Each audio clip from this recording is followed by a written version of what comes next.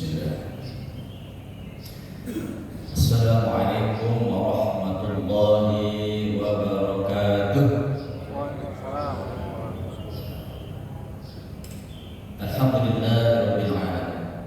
Wassalatu wassalamu ala asrofil anbiya'i wal mursalin wa ala alihi wa ashabihi wa man tabi'ahum ila yaumil qiyamah. Allahumma inna nas'aluka 'ilman nafi'an wa rizqan thayyiban wa 'amalan mutaqabbalan. Rabbi shrah li sadri wa yassir li amri wa hlul 'uqdatam min lisani yafqahu qawli. Bapak Ibu teman-teman jamaah salat zuhur rahimakumullah, sama-sama kita awali pertemuan kita dengan bersyukur kepada Allah Subhanahu wa taala. Allah masih memberikan kenikmatan yang tak ternilai, yang tak terhitung jumlahnya. Di antaranya sama-sama kita masih diberikan kesehatan oleh Allah Subhanahu wa taala, diberikan waktu luang, berikan iman dan Islam. Dengan nikmat-nikmat itu kita dimudahkan untuk memenuhi panggilannya. Baru saja kita tunaikan salat subuh bersama. Salawat serta salam sama-sama kita sampaikan kepada kita Nabi Muhammad sallallahu alaihi wasallam.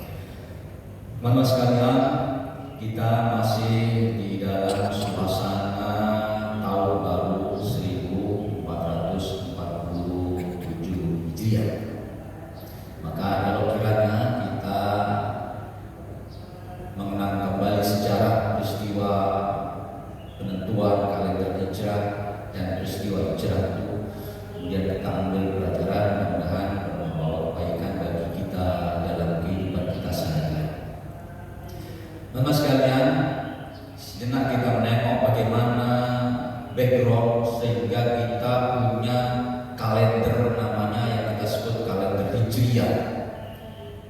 Penentuan kalender ini ditentukan di masa Khalifah Umar bin Khattab, Khalifah setelah Abu Bakar. Ketika masa Khalifah Umar bin Khattab itu, wilayah pemerintahan Islam itu mengalami perluasan yang luar biasa. Ya, kalau searching di Google wilayah ketika Umar bin Khattab itu seluruh Jazirah Arab. Kalau awalnya itu berkembang dari Madinah, kemudian menyebar sampai seluruh Jazirah Arab, sampai di Afrika, Mesir, sampai di Palestina, di Syam yang sekarang jadi Lebanon, Suriah dan sekitarnya, dan juga sampai ke Persia yang sekarang jadi Iran. Nah, tentu saja teman-teman sekalian, ketika wilayah sudah meluas, itu ada masalah dengan komunikasi. Saat itu tidak ada WA seperti sekarang. Jadi perintah dari Amirul Mukminin, ya, Umar bin Khattab itu khalifah yang dipanggil Amirul Mukminin karena panggilannya kepanjangan. Kalau Abu Bakar itu Khalifatul Rasul, penggantinya Rasul. Umar bin Khattab Khalifatir Rasul, penggantinya pengganti Rasul, kepanjangan. Ini dipanggil Amirul Mukminin, ya, pelayannya orang-orang itu. Nah, perintah dari Amirul Mukminin kepada gubernur-gubernur itu tentu transportasi tidak seperti sekarang. Nah, perintah disampaikan melalui surat, dibawa oleh onta, dibawa oleh kuda, dan itu perlu waktu. Maka akan banyak masalah. Ketika perintah itu sudah sampai di tempat, kadang-kadang perintah yang kedua bisa lebih dulu nyampe daripada perintah yang pertama. Nah, ini jadi masalah. Maka di salah satu gubernur namanya Abu Musa al-Asy'ari, gubernur Basra itu komplain, wahai Khalifah, surat Anda yang tanpa tahun itu telah kami terima, tapi kami kesulitan mengeksekusinya. Apakah ini masih berlaku atau tidak? Jadi teman-teman sekalian, dulu sudah ada ya, kalender itu seperti yang kita sekarang, Muharram, Syafar, Rabiul Awal, Rabiul Akhir, itu sebenarnya sudah ada. cuma angkanya tidak ada, itu saja. Maka kita sama-sama maklum, sama-sama mahfud, peristiwa-peristiwa dulu itu ditandai tahun itu dengan peristiwa besar yang terjadi di tahun itu. Ya, salah satu sejarah yang populer kan kalau kita semuanya hafal itu, kelahiran Rasulullah itu 12 Rabiul Awal tahun, nah, nggak ada tahunnya kan, maka disebut saja tahun gajah, karena di tahun itu terjadi peristiwa tentara bergajah Abraha itu menyerang Ka'bah. Nah, ini jadi masalah kalau ke depan itu disebut tahun apa kan belum terjadi. Ya, ini dilaksanakan tahun apa kan belum ada, jadi kerepotan. Maka akhirnya Abu Musa al-Asy'ari itu komplain kepada Khalifah Umar bin Khattab, Amirul Mukminin itu, supaya kita ini punya tanda kalender. Maka kemudian dimusyawarahkan oleh Umar bin Khattab, tokoh-tokoh besar saat itu berkumpul. Usulannya macam-macam. Ada yang mengusulkan kelahiran Rasulullah, juga tidak sepakati oleh forum. Dimulai dari peristiwa Isra Mi'raj, juga tidak disepakati. Ya. Maka kemudian beberapa referensi menyebutkan yang usul Ali bin Abi Thalib, kalender kita itu diawali dari peristiwa tahun di mana ada peristiwa hijrah. Kenapa alasannya? Karena peristiwa hijrah itulah awal dari kemenangan Islam. Maka kemudian semua anggota forum itu sepakat. Ya sudah, kalau gitu kita awali saja kalender kita dari peristiwa tahun hijrah. Kalau begitu ditentukan tahunnya tahun berapa, Pak? Nggak tahun satu kan? Karena peristiwanya hijrah sudah terjadi di masa kira-kira 4 tahun pemerintahan Khalifah Umar. Jadi angkanya langsung 13. Ya, jadi mulainya saja sudah angka 13, bukan satu. Ya. Nah, jadi mulai dihitung tahun satunya ketika peristiwa hijrah, tahun di mana Rasulullah Shallallahu Alaihi Wasallam berhijrah bersama dengan sahabat-sahabat Rasulullah dari Mekah menuju Madinah. Karena ada peristiwa hijrah yang lain, ya. Nah, jadi mulainya tahun itu, tahun di mana angkanya tidak satu, tapi langsung 13. Nah, itulah. Jadi setelah itu baru kita punya kalender hitungannya. Nah, teman-teman sekalian, sekarang mari kita lihat apa dan bagaimana peristiwa hijrah itu sehingga ini dijadikan patokan tahun. Tentu ada hal yang penting, ada hal yang perlu menjadi perhatian kita, menjadi pelajaran, dan itu kita jadikan landasan atau pedoman dalam kita jalani kehidupan. Teman-teman sekalian, mari kita lihat sejarah bagaimana Rasulullah Shallallahu Alaihi Wasallam berdakwah. Secara umum, Rasulullah berdakwah itu ada 2 fase, yaitu fase Makkah dan fase Madinah. Ayat-ayatnya Makkiyah dan Madaniyah. Ini adalah 2 fase yang bertolak belakang.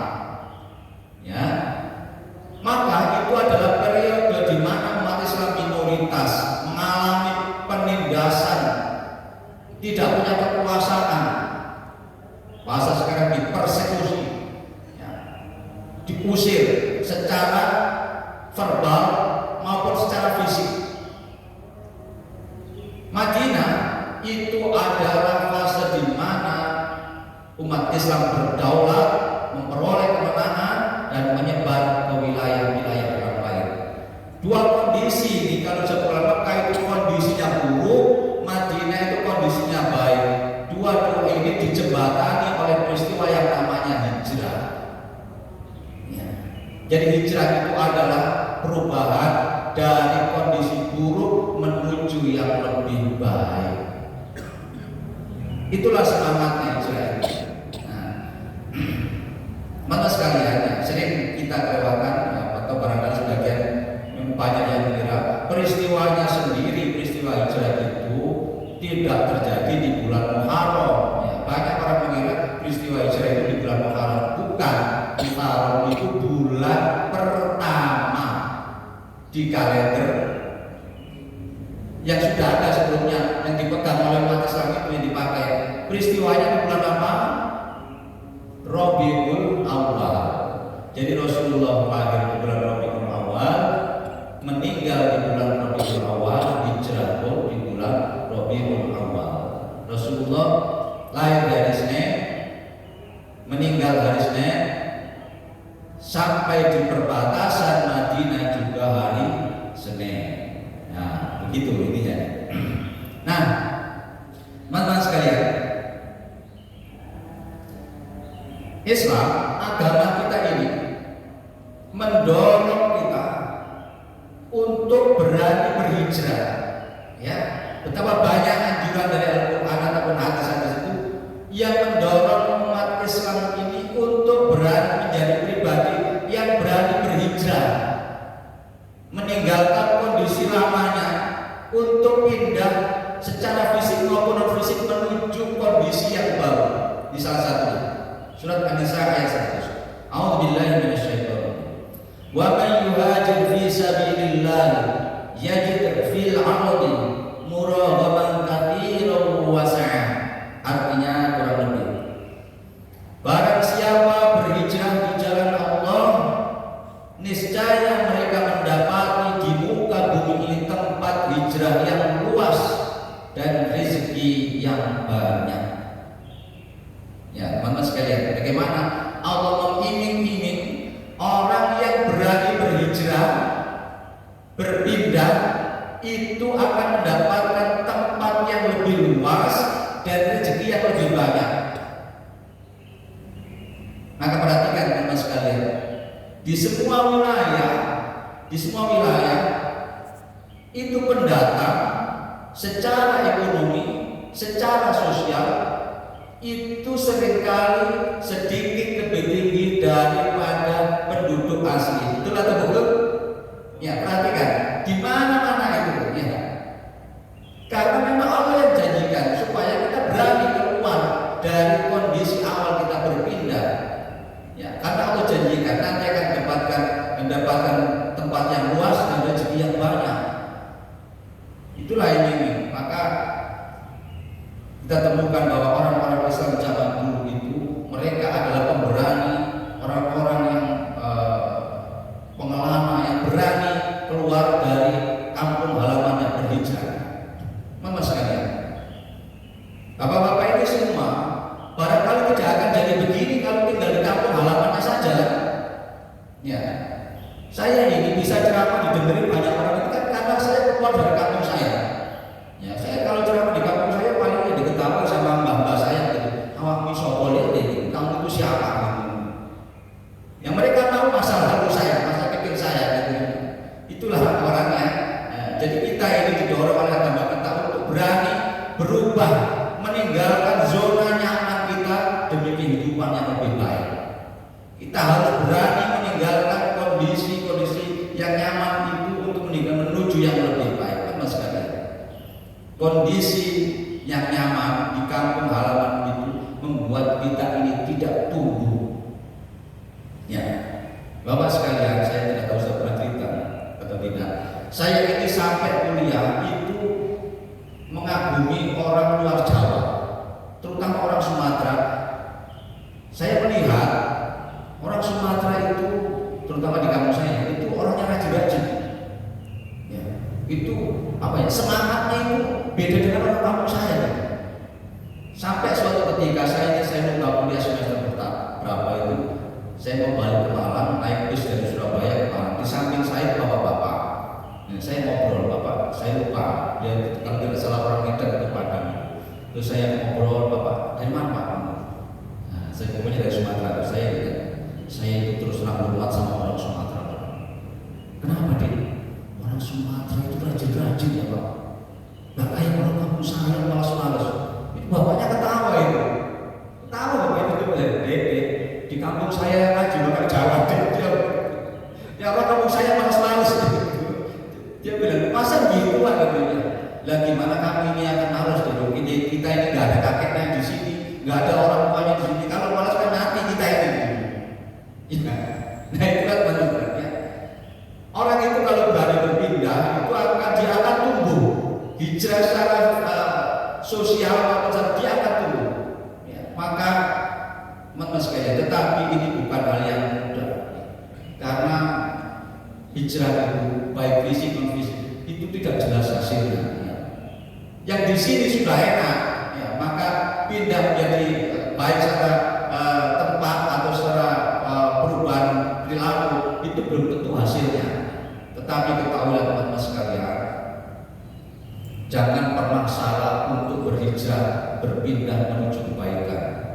Karena Columbus itu terkenal karena tersesat. Ya, kita semuanya kenalkan Columbus itu penemu benua Amerika. Padahal sebenarnya dia tidak pernah bermimpi ke Amerika. Dia itu sebenarnya mau kemana? Mau ke Asia, nyari jalan baru menuju salah satunya India. Makanya orang suku Amerika yang ditemukan itu disebut suku India. Karena salah itu sebenarnya, dia mengira itu India. Ya, ternyata jadi hebat sekarang dikenal banyak orang. Maka nggak apa-apa, kita melakukan perubahan yang belum tentu hasilnya itu kita kaji. Mas sekalian tahuilah bahwa hijrah itu tidak mudah. Ya, apalagi hijrah perilaku, hijrah kebiasaan itu tidak mudah. Bahkan Rasulullah SAW sebenarnya juga tidak dengan senang hati berhijrah itu. Beliau pernah menyampaikan, demi Allah, sesungguhnya engkau wahai Mekah adalah sebaik-baik bumi Allah yang paling Allah cintai. Sekiranya aku tidak diusir darimu, niscaya aku tidak akan keluar terlebih darimu. Ya, Rasulullah itu sebenarnya tidak dengan senang hati meninggalkan kampung halamannya karena diusir hormatnya, maka ya. Kita ini teman-teman sekalian, ya, sekarang ini kan memimpikan kampung halaman kita ruwet sini macet kayaknya nggak di Lamongan itu kayaknya, ya kan anteng air gitu ya kan. Itulah kita sebenarnya tidak mau hijrah itu tidak enak memang, tapi itulah memang yang harus kita jalani supaya hidup kita menjadi lebih baik. Orang sahabat Rasulullah dan para sahabatnya hijrah itu meninggalkan harta dan keluarga. Teman-teman sekalian, ketika para sahabat berhijrah, itu orang kafir tidak dengan senang hati, mereka nunggu di perbatasan. Boleh orang yang lewat, tapi harta maka nggak boleh keluar. Bayangkan, mau pindah ke tempat yang baru, nggak boleh bawa modal apa-apa. Dicegatin sama orang-orang kafir itu, dikejar, dibunuh. Bahkan Rasulullah SAW itu juga diancam dibunuh sebelum melakukan hijrah. Kita semuanya sudah hafal sejarahnya. Bahkan Rasulullah SAW oleh rapat kabilah-kabilah kafir Quraisy itu akan dibunuh rame-rame supaya Bani Hashim tidak membalas. Maka masing-masing kabilah, masing-masing suku kalau buat kita itu mengirimkan satu pemuda terbaiknya untuk membunuh Muhammad Rasulullah SAW supaya Bani Hashim tidak bisa balas dendam. Nah, kalau semuanya bareng-bareng kan tidak bisa balas dendam. Yang dibalasnya kalau semuanya gitu ya. Nah, ternyata Allah selamatkan Rasulullah SAW tidak meninggal karena dibunuh oleh orang-orang kafir. Tentu perjalanan ini melelahkan karena beda sekarang. Kita ini naik bis dari Dina ke Mekah udah pegel, lama rasanya. Ya. Tapi dulu pakai onta berhari-hari. Nah, ini perjalanan yang tidak mudah, teman-teman sekalian. Maka pesannya adalah hijrah itu, perubahan itu tidak mudah. Kenapa? Karena kita ini, manusia ini memang cenderung tidak mau berubah. Baik buruk kondisi sekarang, kita ini enjoy menikmati kondisi ini. Berpindah ke kondisi lebih baru itu pasti berat. Dan ini kita semuanya pernah melewati ini. Kita pernah berpindah alam, dipindahkan oleh Allah Subhanahu wa Ta'ala dari alam lahir menuju alam dunia ini, dan kita semuanya menolak itu. Buktinya apa? Kita menangis. Ya, kita sebenarnya tidak mau karena di dalam itu enak. Ya, nggak usah ngapa-ngapain dapat akal. Ya, maka kita semuanya sebenarnya tidak mau. saluran utama sumber makanan kita dipotong oleh dokter atau perawat atau bidan, maka kita kemudian sudah nggak bisa ngapa-ngapain, belum bisa apa-apa, sumbernya dipotong. Tetapi itulah hebatnya berhijrah. Begitu kita dipaksa hijrah oleh Allah Subhanahu wa Ta'ala, yang sumber yang dihilangkan itu langsung diganti oleh Allah Subhanahu wa Ta'ala. Di perut sumbernya cuma satu, langsung keluar diganti langsung dua oleh Allah Subhanahu wa Ta'ala, kanan dan kiri dan ibu kita. Dan anehnya tidak ada satupun bayi yang tidak bisa. Semuanya kita bisa melakukannya dan langsung bisa menghisapnya. Itulah hasilnya orang berhijrah. Tidak ada yang perlu ditakutkan. Tapi memang dasarnya manusia itu teman-teman sekalian tidak mau berubah. Ya. Bapak-bapak yang kerja di industri di perusahaan pasti alami. Ada mesin baru, itu operatornya cenderung menolak, walaupun itu lebih mudah. Ya, saya juga begitu dulu. Pernah ada alat baru kerja di Batam yang sebenarnya manual, itu diganti dengan alat, itu protes semua, ngomel. Padahal begitu 2 bulan 3 bulan itu, ini mesinnya tak ganti ya, balik lagi, malah saya dimarahin. Ya, karena sudah enak dengan yang sekarang. Ya, kita juga begitu, teman sekalian, ya, begitu. Bahkan agama kita ini juga cenderung nggak mau berubah. Dulu orang itu mau wudhu pakai kayu, ya. Sekarang pakai berat. Ketahuilah teman-teman sekalian, ketika muncul keran untuk berwudhu, itu semua ulama juga menolak. Makanya hanya satu mazhab yang memperbolehkan, yang akhirnya sampai kita pakai sekarang, namanya mazhab Hanafi. Itulah kenapa keran itu bahasa Arabnya Hanafiyah. Ya, semuanya bilang itu nggak boleh, bid'ah. Ya. Sekarang mau bapak-bapak wudhu pakai gini lagi, ribet amat. Ya begitulah memang perubahan cenderung kita tidak mau. Enak yang lama. Dulu awal-awal COVID, WFH itu kan nggak enak itu, kerja di rumah gitu ya. Apalagi mau meeting, istrinya mau goreng sekarang, apa jangan goreng dulu, berisik ini kedengeran dari kantor. Nggak enak kerja di rumah itu. Ya. Saya apalagi, saya ini sampai pernah protes ke prodi ya. Kita ini kan bukan ngajar anak-anak, ngajar mahasiswa. Ini ruangannya juga luas, jaraknya 2 meter gitu loh. Nggak usah WFH kan ngajar pakai Zoom gitu. Tapi nggak boleh Pak, ini aturannya begini. Nggak enak Pak ngajar begini itu.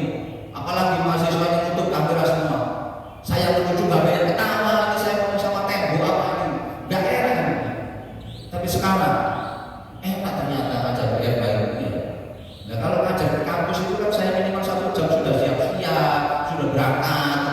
WFH itu 15 menit, teman-teman nanti kuliah ya jam 5. Ya saya sarukan aja begini nggak apa-apa. Enak ternyata itu. Ya makanya saya itu kadang-kadang sangat berat teman-teman. Yang enak begini kenapa kita diajari sama COVID? Zoom ini kan sudah ada sebelumnya. Sebelum COVID sudah ada, kita nggak mau pakai itu. Didatangkanlah COVID sama Allah supaya mau pakai. Itu ternyata lebih enak ya. Ini sekarang kan mahasiswa lagi ujian. Saya semester kemarin itu lebih sering ajar di rumah daripada ini. Saya tawarkan teman-teman mau di kelas apa di rumah, apa di kampus. Tahu nggak pilihannya di mana? Pasti milih di rumah saja. Gitu. Ya, enak itu. Ya kenapa yang begini aja diajari pandemi gitu ya? Memang berubah itu nggak enak. Ya, walaupun nanti kita itu senang dengan perubahan itu. Nah, teman-teman sekalian, lanjut. Mari kita lihat bahwa hijrah itu adalah proses, bukan sesuatu yang instan. Tidak ada kebaikan yang instan. Kalau semuanya proses. Mari kita belajar dari hijrah Rasulullah Shallallahu Alaihi Wasallam. Yang pertama, Rasulullah Shallallahu Alaihi Wasallam ketika hijrah itu tujuannya jelas. Mau kemana? Yathrib, nama aslinya. Ya, yang kita sekarang di Madinah Al-Munawwarah, kota yang bercahaya. Dan tujuannya jelas. Rasulullah Shallallahu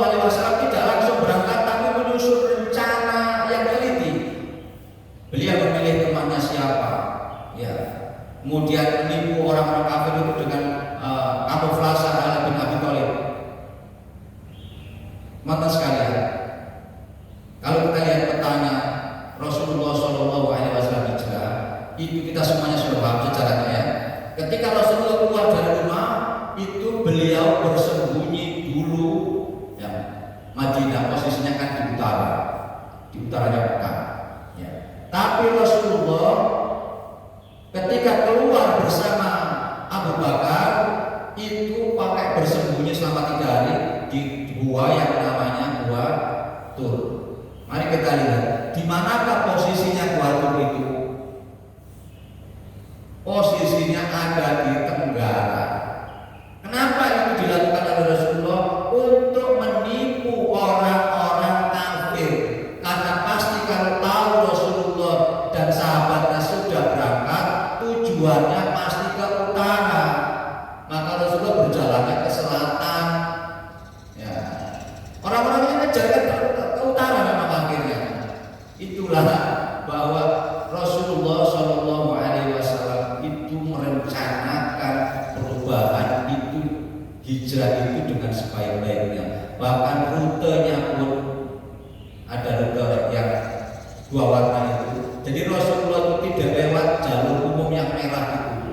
Ya, karena tahu pasti dicari-cari, pasti dikejar-kejar. Bahkan begitu tahu Rasulullah Muhammad SAW itu sudah berangkat, karena ada sampai akhirnya lomba sayembara siapa yang bisa menangkap hidup atau mati Muhammad itu, maka diberi hadiah 100 ekor onta. Ya. Artinya Rasulullah tahu akan dicari, maka beliau persiapkan dengan sebaik-baiknya. Walaupun Rasulullah SAW itu doanya makbul, kalau beliau minta tolong Allah pasti ditolong. Gak kemudian terus enak-enak, tenang saja Abu Bakar, gak usah ini, nanti kalau ini minta tolong sama Allah pasti ditolong kok. Gak begitu caranya. Semuanya harus direncanakan dengan sebaik-baiknya. Yang pertama, maka hijrah itu, perubahan itu perlu visi. Perlu visi itu. Kalau di perusahaan visi-misi. Visi itu apa? Visi itu tujuannya mau kemana, harus jelas.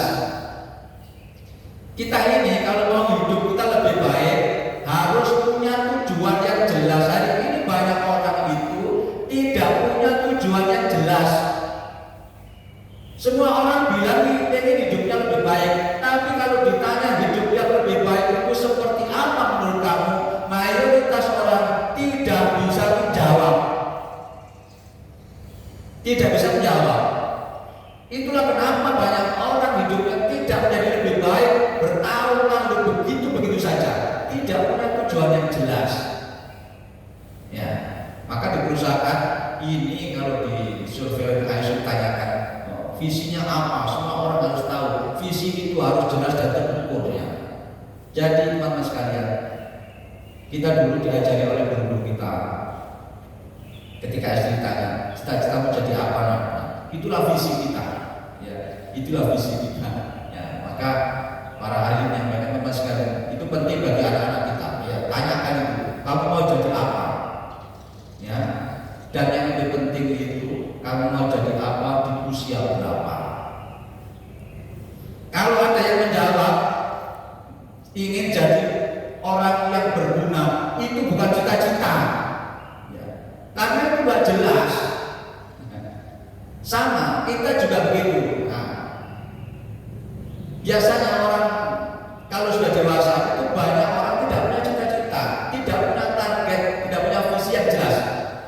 Ya, teman-teman sekalian, orang yang tidak punya visi yang jelas itu seperti orang yang bepergian, tapi dia tidak tahu mau kemana. Ya. Ada orang datang ke terminal Cilengsi, kemudian tanya, Pak mau kemana? Saya mau pergi. Pergi kemana Pak? Pokoknya saya pergi aja. Coba. Orang begini ini, yang pertama kemungkinannya dia tidak akan kemana-mana, atau dia akan nyampe ke sebuah tempat yang dia tidak pernah inginkan. Itulah kenapa banyak orang menemukan akhirnya setahun, nambah usianya setahun, kenapa hidup saya begini? Karena dia tidak bisa mendefinisikan dengan jelas dia itu ingin hidup baik yang seperti apa. Ya, sebagaimana Rasulullah, visi itu harus jelas. Ya, mau ke Yatrib, mau ke Madinah, tujuannya jelas. Nah, teman sekalian, ada sebuah buku yang menarik menurut saya pernah baca ini beli setahun yang lalu kalau tidak salah.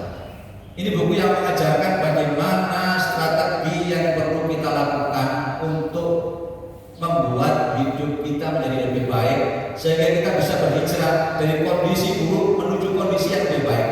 Judul bukunya Atomic Habits. Atomic Habit itu ya kebiasaan kecil, kebiasaan atom. Inti dari buku ini, perbaikan kecil yang dilakukan secara konsisten akan menghasilkan perubahan yang luar biasa.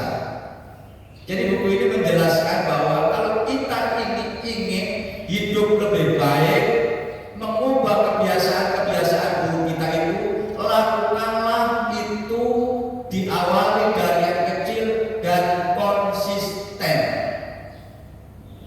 Bahkan disebutkan 1% perubahan tapi dilakukan terus-menerus itu jauh lebih baik dari perubahan yang langsung, perubahan drastis yang biasanya gagal. Maka kita semuanya sudah hafal. Ahabbul a'mali ilallahi ta'ala adwamuha wa afdal. Amal yang terbaik-baik di mata Allah Subhanahu wa taala itu adalah amal yang didawamkan, yang konsisten walaupun kecil. Ya. Jadi kalau kita ingin diri kita, keluarga kita berubah dari kondisi buruk menuju baik, maka itu harus dilakukan secara kecil-kecil. Kebiasaan-kebiasaan kecil harus dibenahi. Itulah kenapa teman-teman sekalian, di negara-negara maju itu sekolah-sekolah di usia dini, TK, SD, bahkan SMP itu tidak mengajarkan hal-hal yang berpuluh-puluh beda dengan negara kita. Terlalu puluh negara kita ini. Perhatikan anak-anak Jepang, anak-anak di negara-negara Eropa itu, misalkan Cina sekarang sudah menyalip banyak negara itu, yang diajarkan adalah urusan-urusan kecil untuk usia dini. Ya, bagaimana mengajarkan anak itu bisa menyeberang jalan di tempatnya. Ini bukan perkara mudah Bapak Ibu sekalian. Ya. Bahkan kita yang sudah dewasa yang sampai sekarang tidak bisa bahwa nyebrang itu harus di tempatnya. Itulah kenapa hidup kita, negara kita ini kacau banget, karena tidak semua orang tidak bisa nyebrang. Ya, bayangkan, saya sudah pernah cerita, ada mahasiswa Indonesia itu, ini belum kalau tidak salah program doktoral, mau kuliah itu dia datang lebih awal tuh jalan-jalan di kampus, mau lihat-lihat situasi kampus begini ya. Terus di depannya itu ada ibu-ibu sama anak kecil jalan gitu. Begitu papasan orang Indonesia itu terus nyebrang jalan, dipanggil sama ibu-ibu, guys kesini. Bagaimana ini? Saya ini ngajari anak saya bahwa nyebrang itu di zebra cross. Kamu datang ngajari anak saya nyebrang sembarangan. Ini bagaimana masa depan anak saya? Bayangkan itu. Anaknya melihat orang nyebrang di sembarang tempat itu dulu. Ini anak saya, bagaimana masa depannya? Kita pernah nggak mikir begitu, Pak? Iya, Masya Allah. Ya teman-teman sekalian, saya dulu pernah 2 kali kerja di perusahaan Jepang. Saya termasuk orang yang rewel, dimarahin dulu sama Jepang, general manager saya itu, gara-gara membuang sampah tidak pada tempatnya. Artinya gini, ada beberapa tempat itu, ini barang yang sudah harus dibuang, ini barang yang tapi masih memungkinkan untuk di servis. Ada beberapa gitu. Kalau barang itu tidak tepat, dia dimarah yang bisa-bisanya. Kata beliau, membuang sampah pada tempatnya itu pekerjaan kecil. Membuat barang berkualitas internasional itu pekerjaan besar. Jangan pernah bermimpi kalian bisa mengerjakan pekerjaan besar. Kalau mengerjakan pekerjaan kecil saja kalian tidak bisa. Ya, bangsa-bangsa yang hebat, negara-negara hebat itu, dia peduli dengan kecil-kecil itu. Karena kalau kalian bisa melakukan pekerjaan kecil dengan baik dan benar, maka itu umum kalian bisa mengerjakan pekerjaan yang besar. Kalian tidak akan pernah bisa mengerjakan pekerjaan besar dengan berkualitas kalau yang kecil saja tidak becus.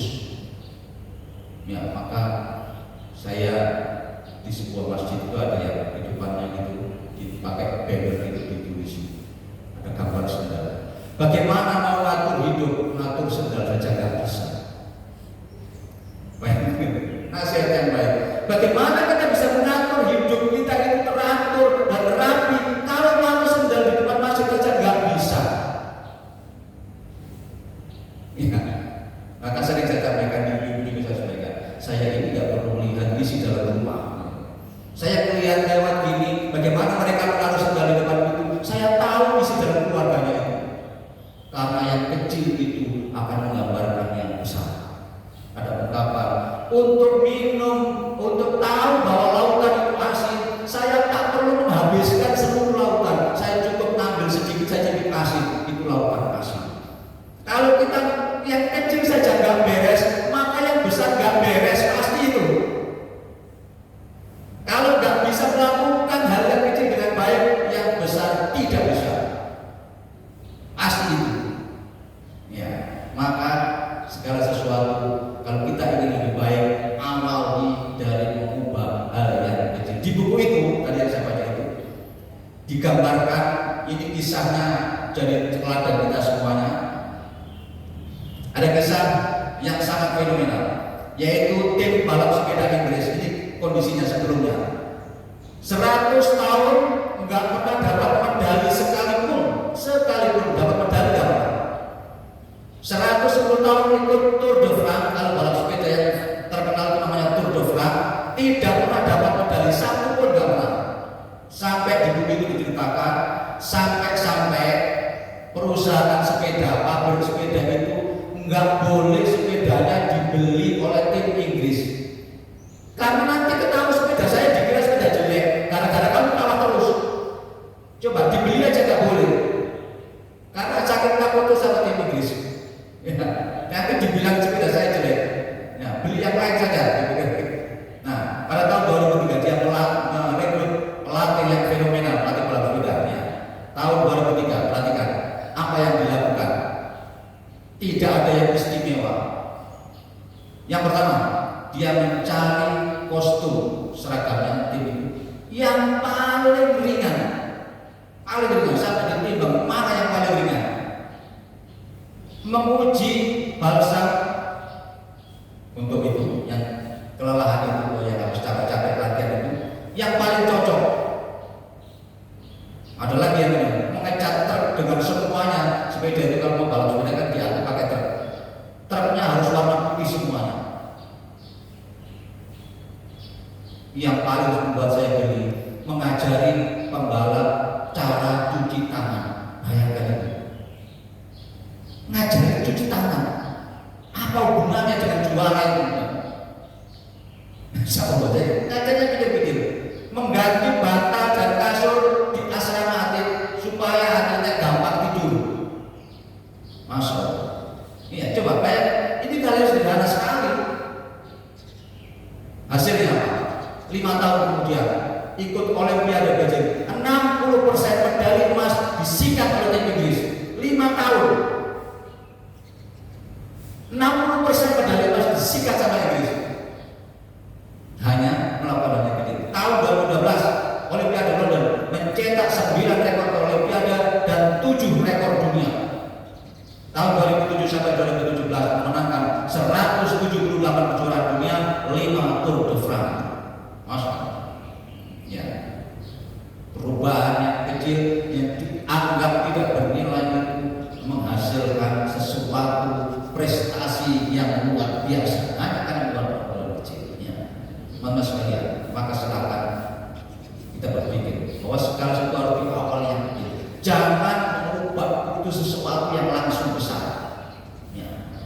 Awali dari kebiasaan yang kecil saja. Jangan remehkan kebiasaan kecil. Saya pernah barangkali sudah pernah cerita juga. Ada saya pernah ikut workshop tentang perkembangan otak anak ini. Ada seorang peserta itu yang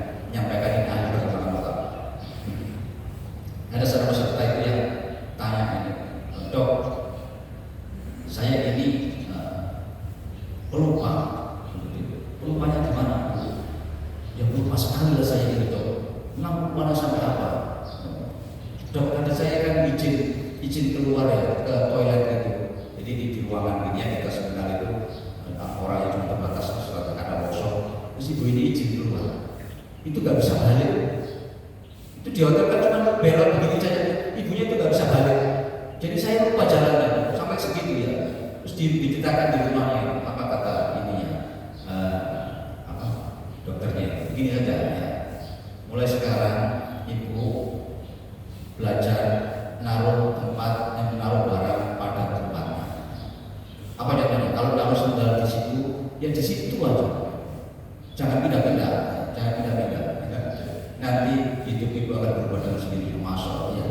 Coba nasihat ahli tadi kejadian itu. Jangan remehkan hal yang kecil itu. Ya. Nanti hidup ibu akan berubah dengan sendiri. Maka kalau hidup kita itu buruk, itu pasti banyak kebiasaan buruk yang kita lakukan. Maka awali kalau mau banyak, awali dari yang kecil dulu. Apa yang bisa kita ubah? Nanti pelan-pelan hidup kita akan berubah dengan sendiri.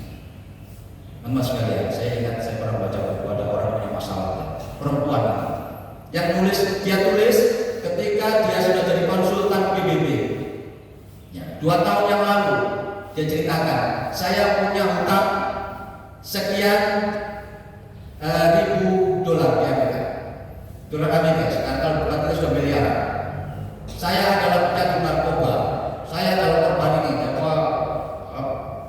penggunaan obat-obat narkotika, ceritakan gitu. Ya. Akhirnya dia mau bunuh diri karena sudah mentok, sudah terlalu kuat hidupnya. Dan kemudian akhirnya dia diselamatkan seorang. Terus baru dia dibawa ke psikolog, dinasihatinya. Apa yang dia lakukan? Ya, lakukan ini saja secara konsisten apa? Berhenti merokok. Itu saja mas. Hanya itu ya. Dan 2 tahun kemudian dia sudah kerja di PBB dan konsultan di PBB. Hanya diawali dari yang kecil itu. Ya, maka kalau kita ingin mengubah apapun itu, kebiasaan buruk kita, mengubah hidup kita menjadi lebih baik, awali dari yang kecil itu. Nah, Bapak sekalian, di buku itu ada petunjuk yang menarik, yang ini perlu bisa kita praktekkan. Kalau kita mau mengawali kebiasaan baik, ya, supaya berhasil, itu ada 4 hukumnya, 4 hukum perubahan perilaku. The 4 laws of behavior change. Bagaimana cara kita mengubah diri kita, kalau punya keluarga kita, mengubah tim kita. Ya. Caranya yang pertama, buat jelas. Artinya ada sesuatu yang membuatnya jelas sehingga kita ingat terus. Misalnya contoh, kita targetkan tahun ini menghafal misalnya juz 29 ya, atau ini ya juz 30 atau setengahnya dalam setahun. Maka otak kita harus diingatkan terus bahwa kita punya target itu. Caranya bagaimana? Letakkanlah mushaf itu di tempat kita gampang melihatnya. Begitu melihat itu kita langsung ingat. Makanya di perusahaan-perusahaan itu biasanya kalau punya target perubahan ada banner-banner yang diletakkan di tempat-tempat ini supaya karyawan semua tahu bahwa kita sedang menuju ke sana. Diingatkan terus. Nah, gitu. Yang di buku itu juga jelaskan yang nggak biasa olahraga, terus targetnya tahun ini mau olahraga banyak apa? Misalnya mau lari lagi. Ya. Letakkan sepatu Anda itu di tempat yang Anda nanti ketika mau olahraga. Oh iya, saya punya target ini. Karena lihat sepatu itu. Ya, jadi ada pengingatnya supaya jelas otak kita nangkep. Buatlah itu jadi menarik. Jadi perubahan itu harus menarik. Kalau tidak menarik, nanti kita patah semangat. Jadi misalnya begini, nggak biasa murojaah atau mengulang bacaan. Misalnya kita targetnya tahun ini nambah hafalan 1 juz. kemudian diturunkan menjadi ini kecil-kecil. Nah, ketika sedang menghafal itu, jadikan kegiatan itu menyenangkan. Misalnya sambil kopi, sambil bikin teh dan lain sebagainya. Nah, supaya kita happy, ya, teman-teman sekalian. Kemudian buat itu menjadi mudah. Nah, inilah yang paling penting. Target itu kalau terlalu besar biasanya sulit, maka itu harus diturunkan kecil-kecil. Ya, misalnya satu hari satu ayat, atau satu hari setengah ayat. Bagi yang biasa satu hari setengah lembar bisa. Tapi yang nggak biasa, jangan coba-coba buat target yang langsung besar. Dipermudah biar kita ini. Dan yang lebih penting buat memuaskan. Kalau sudah berhasil melampaui misalnya targetnya satu ayat, maka tandai kemajuan itu dengan sesuatu yang membahagiakan. Kita rayakan kecil-kecil, kita ngopi-ngopi, kita bikin makanan. Nah, ini ayat sudah berhasil menghafal satu ayat lagi, dihibur dirinya supaya senang. Nah, teman-teman sekalian, ketahuilah bahwa perubahan kecil ini kalau kita lakukan terus-menerus, nanti kita temukan diri kita begitu 1 tahun sebagaimana orang yang berjalan ke atas tangga. Begitu nyampe atas kita, ternyata dulu kita di sana. Ya, Bapak Ibu yang dirahmati Allah Subhanahu wa Ta'ala.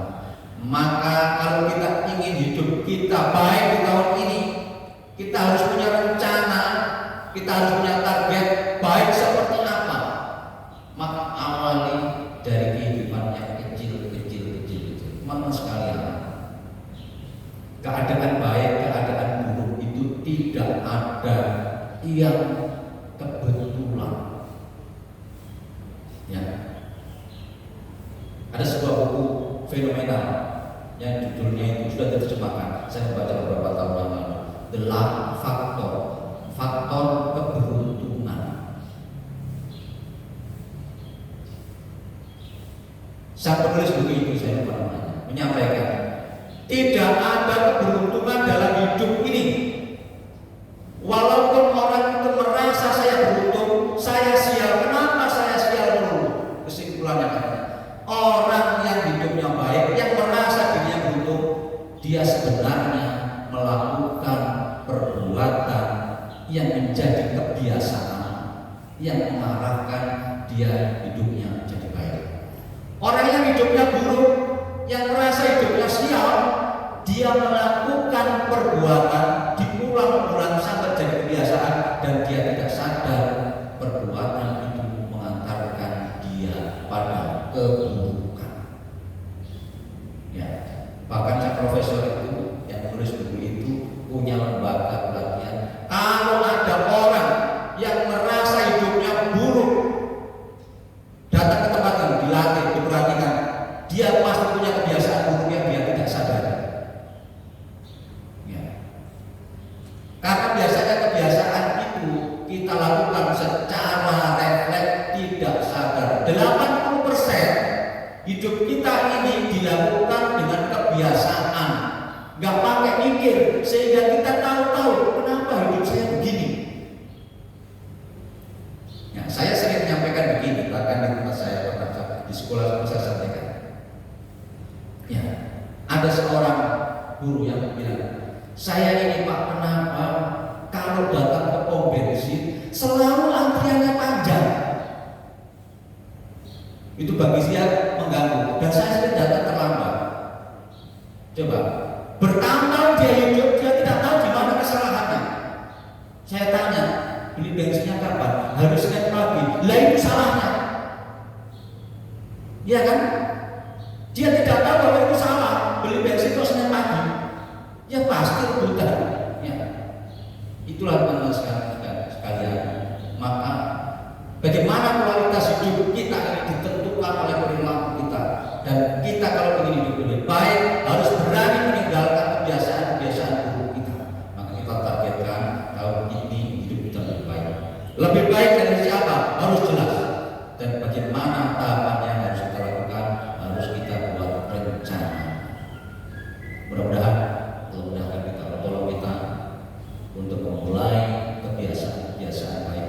Kita berhijrah dari kebiasaan buruk, dari keadaan yang buruk menuju kondisi, menuju kehidupan yang lebih baik, dan itu harus diawali dari hal yang kecil. Yang benar dari Allah Subhanahu wa taala, yang salah saya maksudnya mohon dibawa pintu maaf yang sebesar-besar. Bersama-sama kita akhiri takbir kita dengan kafaratul majlis. Subhanallahumma wa bihamdihi asyhadu an la